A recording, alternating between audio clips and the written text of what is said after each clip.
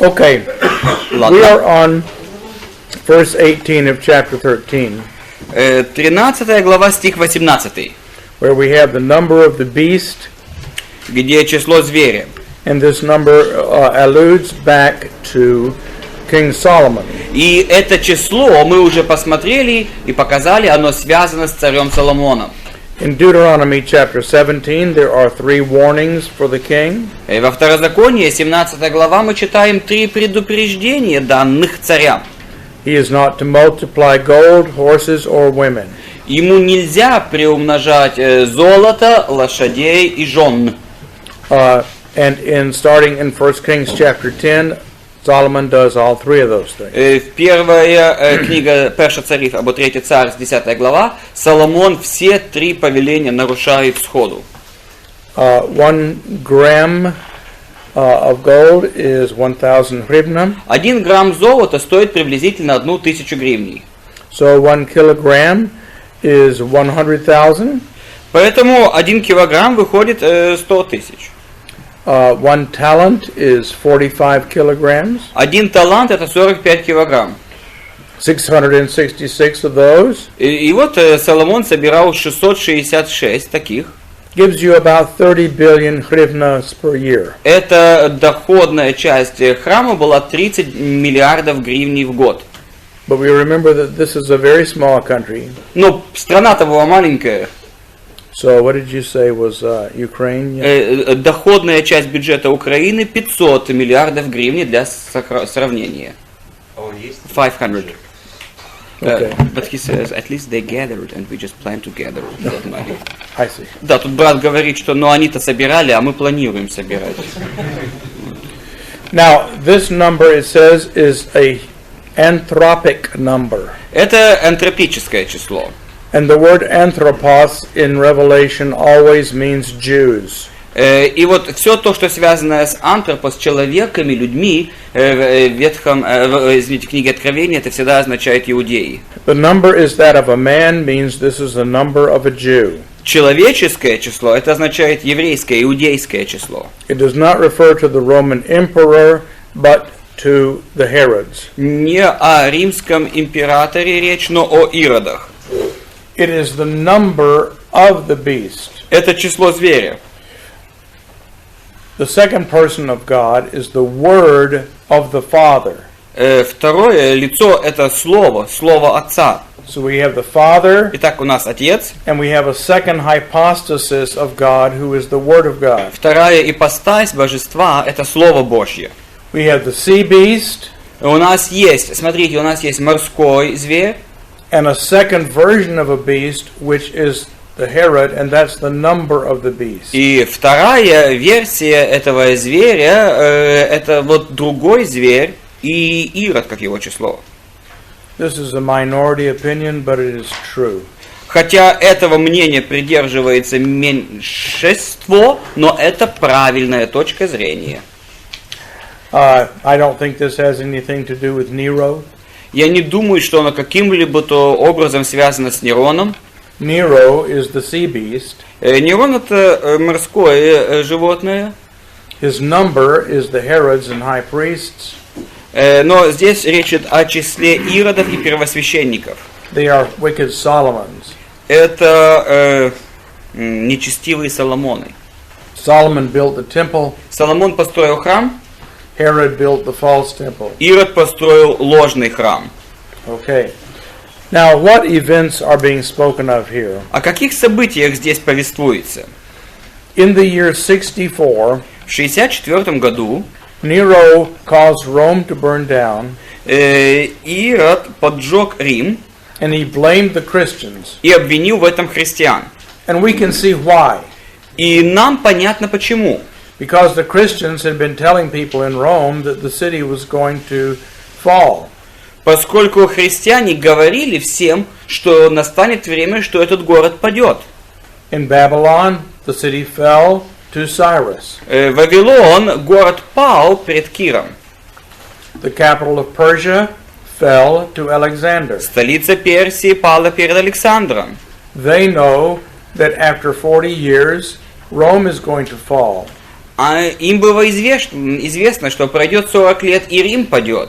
They are giving the same message in Rome that they are giving in Jerusalem. В Риме они проповедовали то же самое, что и в Иерусалиме. Sometime around 40 years from now, the city is going to fall. Пройдет лет эдак 40, и этот город падет. So you need to become a Christian. Нужно стать христианином. Now, if this message is being given in Rome, then it's easy for Nero to blame the Christians. Если такое проповедовалось в Риме, то перевести всю вину на христиан для Нерона было просто. They must have started the fire. Значит, они и подожгли. Now, as a matter of fact, this comes true. На самом деле, так было и правда.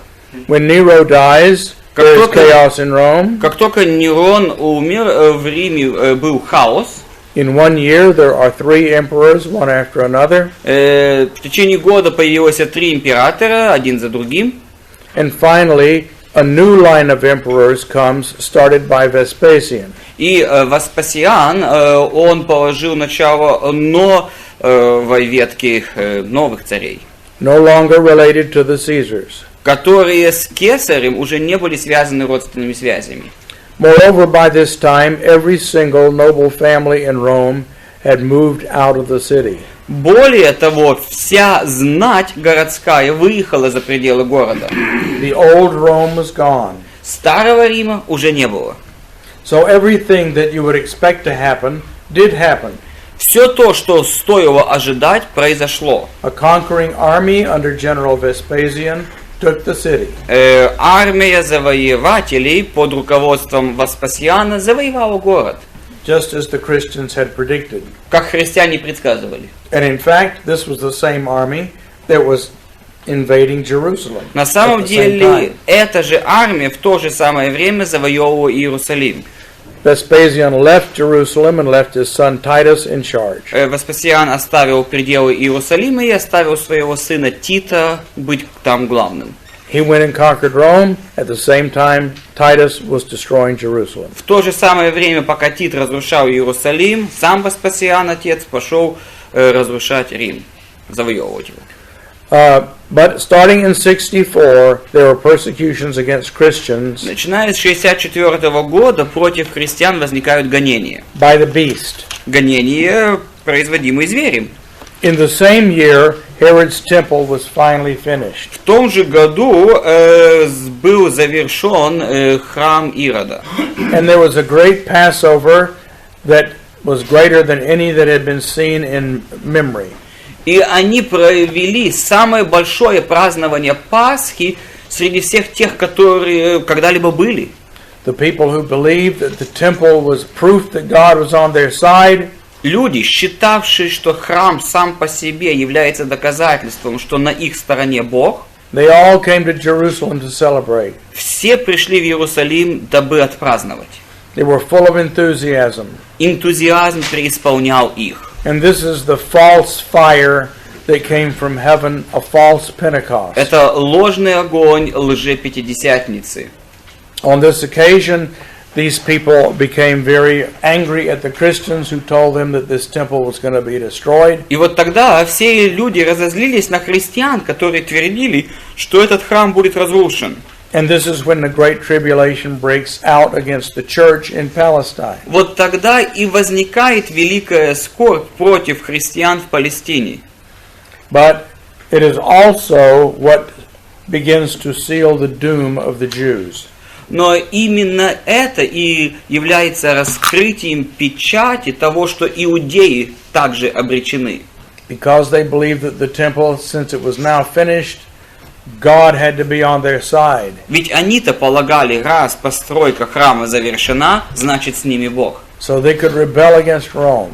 Значит, можно восставать против Рима. And a couple of years later, they did. Прошло несколько лет, и они осуществили свой план. Which was a bad mistake. А это ужасная ошибка. Okay, now we come to the last part of the sermon. Вот последняя часть проповеди.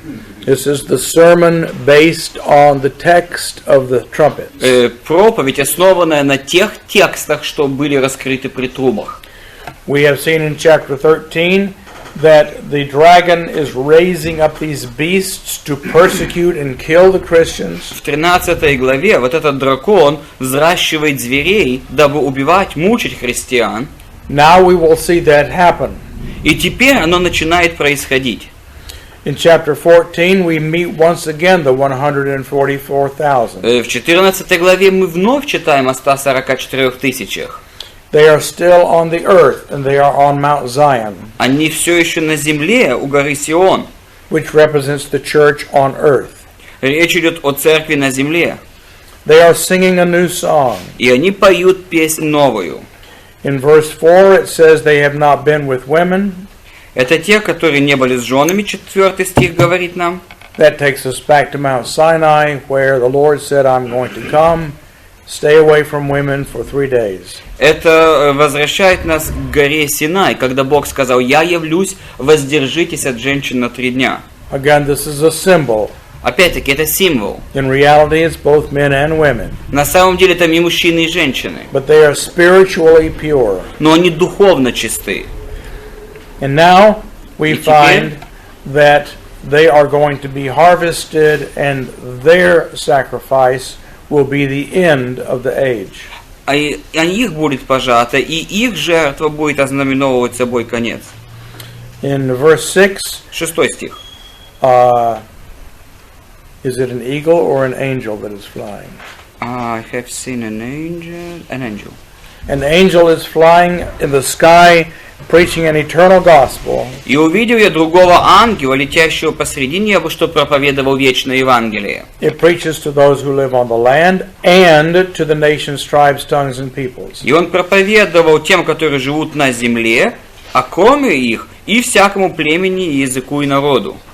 And his message in verse 7 is that because the hour of his judgment has come. И 7 стих говорит о сущности этой проповеди. Поскольку пришло суд, то нужно бояться Бога. In verse 8, a second angel announces that the Babylon is about to fall. Во 8 стихе второй ангел говорит о том, что Вавилон вот-вот упадет. In verse 9, a third angel announces that those who worship the beast will drink of the wine of God's wrath. И 9 стих говорит о том, что третий ангел говорит: поклоняющийся зверю будет пить вино Божьей ярости. And then we come to the harvest of the apostolic church, И потом мы приходим к плодам апостольской церкви. which is also the harvest of the last of Israel. Это плод последнего Израиля, урожай последнего Израиля. Verse 13 says, "Blessed are the dead who die in the Lord from this time on."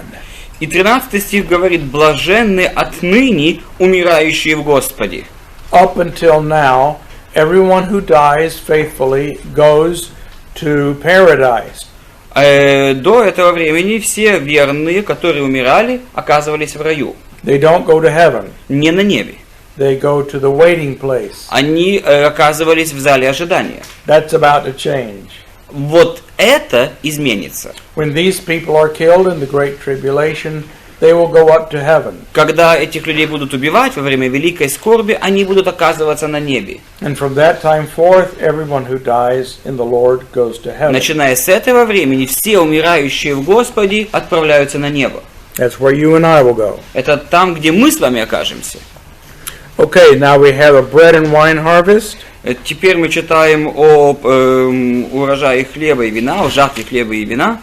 Read verses 14 through 16. Давайте с 14 по 17. «И я взглянул, и вот светлое облако, и на облаке сидит подобный сыну человеческому, на голове его золотой венец, и в руке его острый серп. И вышел другой ангел из храма и воскликнул громким голосом к сидящему на облаке: пусти серп твой и пожни, потому что пришло время жатвы, ибо жатва на земле созрела. И поверг сидящий на облаке серп свой на землю, и земля была пожата». 16. So this first harvest, the harvest of bread, is led by Jesus Christ, the incarnate man. Вот это вот первая жатва, мы говорим об Иисусе Христе, воплощенного в человека. The second person of God manifesting as a human being. Вторая личность Бога показывает себя как человек. And then we have the wine harvest. which is led by the second person of God, manifesting as an angel. Потом мы читаем, что Бог показывает себя в роли ангела. So we have Jesus in both of his То есть manifestations, Иисус показывает себя как в первом, так и во втором проявлении. bringing the first harvest of the church and the last harvest of Israel. Он сводит вместе последнюю жатву Израиля и жатву церкви. Okay, read verses 17 and 18. А вот теперь 17 и 18 стих. «И другой ангел вышел из храма, находящегося на небе, также с острым серпом. И иной ангел, имеющий власть над огнем, вышел от жертвенника и с великим криком воскликнул к имеющему острый серп, говоря: «Пусти острый серп твой и обрежь гроздья виноградия на земле, потому что созрели на нем ягоды». The other angel, Другой ангел, that's Jesus, это Иисус. is the one who has power over fire. Он имеет власть над огнем. Now, there is some confusion about what verses 19 and 20 actually say. То, что говорится в 19 и 20 стихах, зачастую вызывает путаницу. So read those two verses. Давайте мы их прочтем. «И поверг ангел серп свой на землю, и обрезал виноград на земле, и бросил великое точило гнева Божьего. И истоптаны ягоды вточили за городом, и потекла кровь из точила даже до уст конских на 1600 стадий». Now, reading this without a great deal of care, Невнимательное чтение этого отрывка, some people have thought this means these people are experiencing the wrath of God. приводит к тому, что люди могут сказать, что эти люди переживают на себе гнев Божий. But that is not actually what this says. Но не это имеется здесь в виду. It says they die outside the city, Во-первых, они умирают вне стен города. which is where Jesus was crucified. Именно там был распят Иисус. And Hebrews says, let us go outside the city. Даже в послании к евреям сказано: «Выйдем за город» или «Выйдем из стана». And the wine is said to be wrath wine. И вино названо вином гнева. The wine contains wrath. Вино содержит в себе гнев. The blood contains wrath. Кровь содержит в себе гнев. Because we know that a harvest of bread and wine has to be a harvest of the church. Потому что мы знаем, что жатва хлеба и вина – это жатва церкви. So these people are not dying under judgment, but their death produces judgment. Эти люди не от суда умирают, но их смерть приводит к суду. Anybody who drinks their blood is going to drink that judgment and wrath into herself. Пьющий их кровь пожинает гнев, что падет на них самих. Also, the blood comes up all around the land. И эта кровь наполняет всю землю. It covers the land. Землю наполняет. Now, throughout the Bible, blood calls for the avenger of blood. Кровь, проливаемая в Библии, всегда взывает к отмщению. All the way back in Genesis chapter 4, Например, Бытие 4 глава. God said to Cain, your brother's blood is crying from the ground. Бог говорит Каину, что кровь брата твоего вопиет из земли. In the law, under the law, if a man was killed and his blood was shed, По закону, если кого-то убивали, его кровь проливалась. the avenger of blood had to track him down and kill him, Местник должен был пойти за ним и убить его. unless he ran to a city of refuge. Разве что он убежал в город-убежище. And then the Levites would hear the case and decide if the man was guilty or not. Тогда левиты выслушают его и определят, виноват он или нет. If he accidentally killed another man. Ну, знаете, иногда по случайности кого-то убьешь. Blood has to be dealt with. Но нельзя спустить с рук пролитие крови. If this blood is covering almost the entire land, then the entire land is under the wrath of God's vengeance.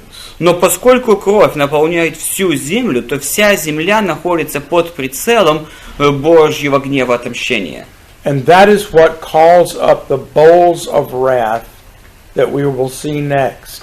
И это приводит нас к чашам гнева, которые мы и рассмотрим следующим образом.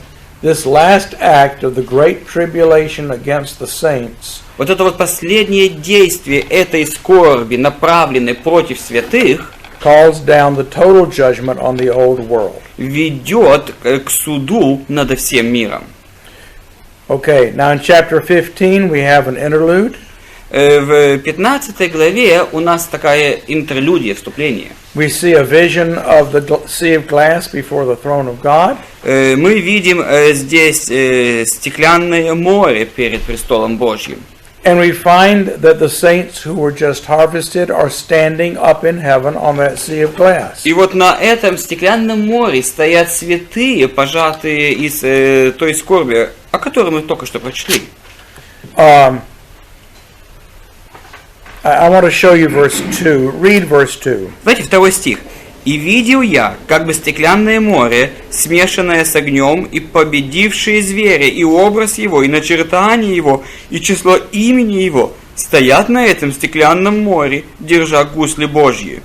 Okay, there are three things here. Тут есть 3 предмета. The beast, Зверь, the image, образ and the number of his name. и число имени его. See why I said the number of the beast is not the same as the beast. He is the second beast. Число это не то же, что и зверь, потому что число это второй зверь. Now these people have harps. И у этих людей арфы, гусли. They have the things that the angels had at the beginning. Они держат в руках то, что в самом начале держали ангелы. They are taking over the role that the angels had before. Они берут на себя ту роль, которая раньше принадлежала ангелам. Okay, verse 5. 5 стих. «И после этого я взглянул, и вот отверзся храм скинии свидетельства на небе». Verse 8. И 8 стих. «И наполнился храм дымом от славы Божией и от силы его, и никто не мог войти в храм, доколе не окончились 7 язв 7 ангелов». So the saints have come up to heaven, Святые на небе, but they're still outside the door. но все еще вне дверей. Okay? They're no longer down in Sheol. Они уже не в Шеоле, They've come up this high, они уже подняты, but they still have to go through the door and sit down on the thrones. но им еще нужно войти в дверь и сесть на престолы. All the angels have left their thrones. Все ангелы уже сошли с престолов. They came out and blew trumpets. Они трубят в эти трубы. Now 7 more come out to pour out the bowls. Еще должны явиться 7 ангелов для того, чтобы излить чаши. The thrones are empty. На престолах никто не сидит. They are waiting for the saints. Они ждут святых. So now, Итак, сейчас, in chapter 16, we come to the bowls of wrath. в 16 главе мы говорим о чашах гнева. Now this is the final judgment on the old creation. Это окончательный суд над прежним творением. The seals were the beginning of the judgment. Печати – это начало суда. The trumpets were the judgments that happened during the period, Трубы – это то, что происходило в этом периоде времени. which were warnings. Это были предупреждения. And now we come to the end. The bowls of judgment are И poured теперь out мы приходим к концу изливанию чаш гнева. because time is up. Время закончилось. Okay, this old world has to die, Прежний мир должен умереть, and the new world where Jesus is king stands out. должен воспрять новый мир, царем в котором есть Иисус. Okay, verse 2. 2 стих. «Пошел первый ангел и вылил чашу свою на землю, и сделались жестокие, отвратительные, гнойные раны на людях, имеющих начертание зверя и поклоняющихся образу его». So the first bowl is against the land. Первая чаша против земли. And then verse 3. Теперь 3 стих. «Второй ангел вылил свою в море, и сделалась кровь, как бы мертвеца, и все одушевленное умерло в море». Everything is blood. Все превратилось в кровь, Everything dies. все умерло. Not 1/3, but everything. Не 1/3, но все.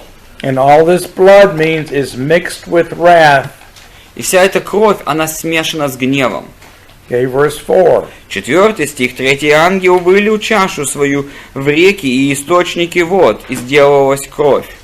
Okay, this is the temple Это храм.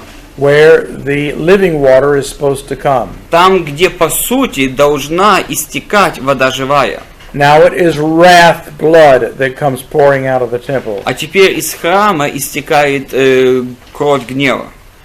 And then in verse 8, И потом 8 стих. 4 ангел вылил чашу свою на солнце, и дано было ему сжечь людей огнем. the sun represents the Roman governmental powers. Солнце это символизирует римскую власть, правительственную власть. The sun gets hotter and hotter. Солнце печет все сильнее и сильнее. The government gets more and more oppressive. Эти римляне все более и более угнетают. But even though this is more and more oppressive, in verse 9 it says they did not repent. Но 9 стих говорит о том, что несмотря на то, что солнце припекало, все сильнее они не покаялись. And in verse 10, И 10 стих. read verse 10 and 11. Давайте прочитаем и 10, и 11. 5 ангел вылил чашу свою на престол зверя, и сделалось царство его мрачно. И они кусали языки свои от страданий, хулили Бога Небесного от страданий своих и от язв своих, и не раскаялись в делах своих. In terms of this Jewish revelation, the throne of the beast is Israel. В соответствии с этим откровением мы понимаем, что престол зверя – это Израиль. They are the ones who support the beast. Они поддерживают зверя. They are the ones who say we have no king but Caesar. Это ведь они, возьми да и скажи, что нет у нас другого царя, как только Кесарь. And back in the first bowl, it was Israel that received loathsome sores. И первая чаша, которая излита была на Израиль, это они получили гнойные раны. And verse 11 says the same thing. 11 стих то же самое повторяет. So further judgment comes upon Israel. Израиль получает последующие суды. And then in verse 12, И потом в 12 стихе we see again the army of the church. мы видим воинство церкви. Read verses 12 to 16. Давайте прочитаем с 12 по 16. 6 ангел вылил чашу свою великую реку Эфрат, и высохла в ней вода, чтобы готов был путь царям от востока солнечного. И видел я выходящих из уст дракона, из уст зверя и из уст пророков 3 духов нечистых, подобных жабам. Это бесовские духи, творящие знамения. Они выходят к царям земли всей вселенной, чтобы собрать их на брань, и вон и день Бога Вседержителя. Сей иду как тать, блажен бодрствующий, хранящий одежду свою, чтобы не ходить ему нагим, и чтобы не увидели срамоты его. И он собрал их на место, называемое по-еврейски Армагеддон. Okay. This is the same pattern that we saw with the trumpets. Шаблон тот же самый, что мы увидели, когда читали о трубах. The army that crosses the Euphrates is an army of Abraham's. Армия, пересекающая Ефрат, это армия Авраама. They are the kings from the east. Это цари Востока. They are like the Magi, Это как те волхвы. who were not kings but who came from the east. Ну, они царями не были, но пришли с Востока. And they are coming to do battle against the three-frog army. И они пришли, чтобы вести войну против армии 3 лягушек. Okay. Three-frog army. Армия 3 лягушек.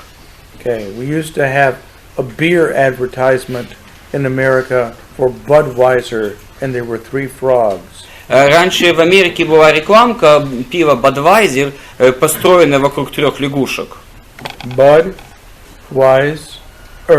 И одну звали Бад, одну Вайс, одну лягушку звали Those were the names of the frog demons. Так звали этих бесовских лягушек. Not really. Ну, на самом деле это нет. Okay. I don't want you to really think that's true. Не поверьте мне, пожалуйста. Now the battle is called Armageddon. И вот эта битва называется Армагеддон. Har means mountain. Хар, гора.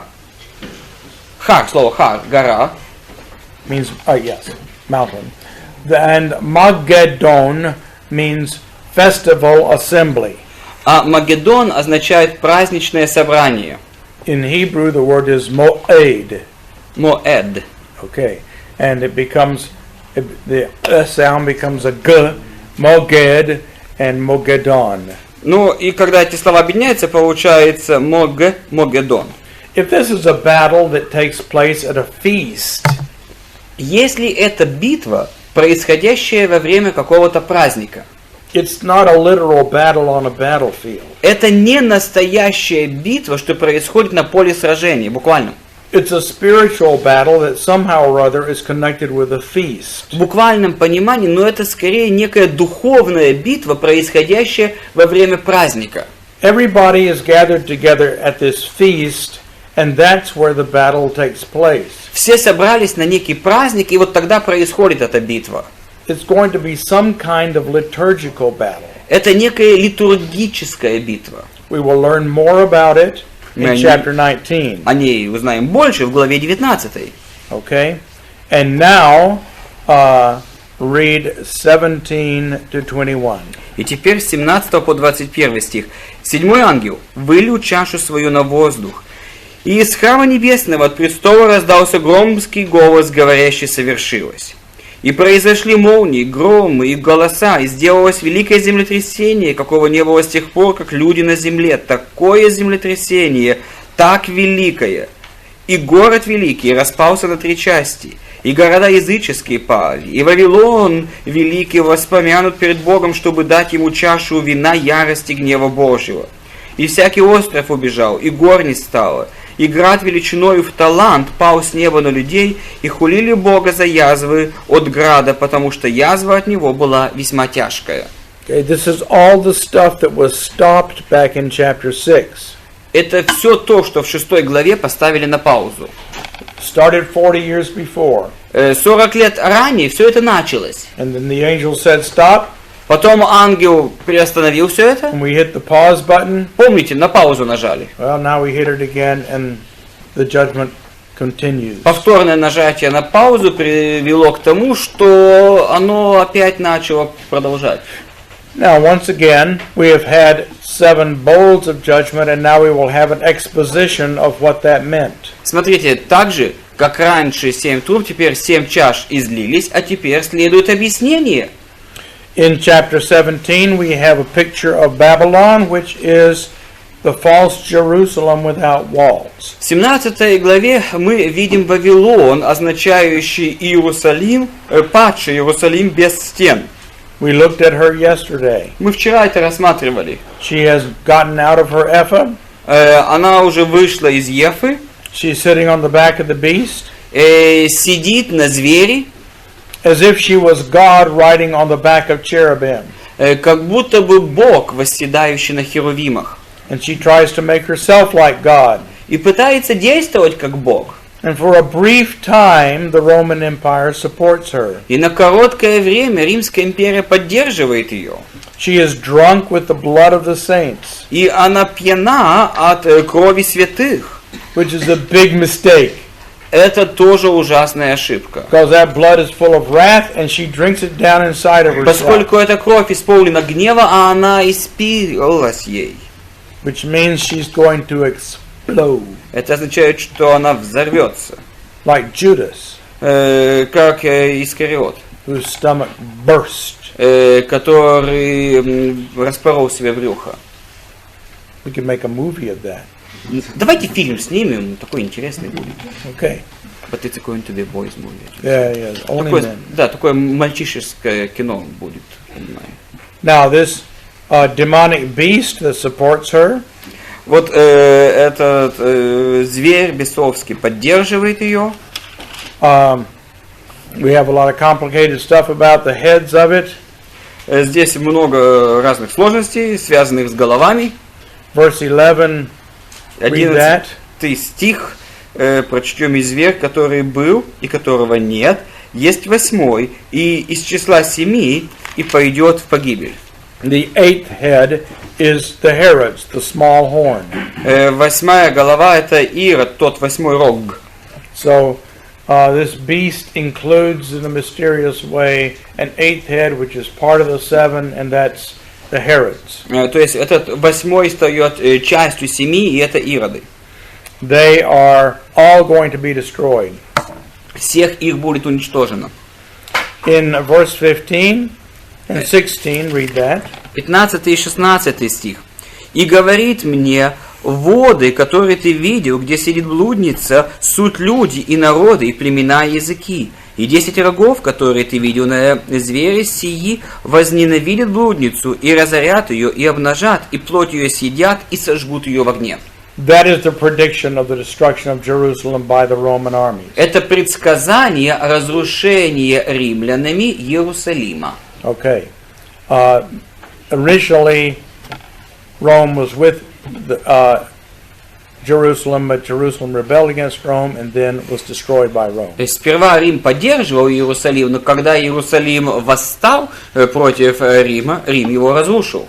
In verse 18, we should read that. 18 стих стоит прочитать. «Жена же, которую ты видел, есть великий город, царствующий над земными царями». Remember, that means kings of the land. Помните, это цари земли. Rules over the Jews. Правят над иудеями. Okay, and this is the great city. Это великий город. Not just physical Jerusalem, Не только лишь физический Иерусалим, but the Jerusalem without walls, which has become a Babylon without walls. но Иерусалим без стен, который, потеряв стены, превращается в Вавилон без стен.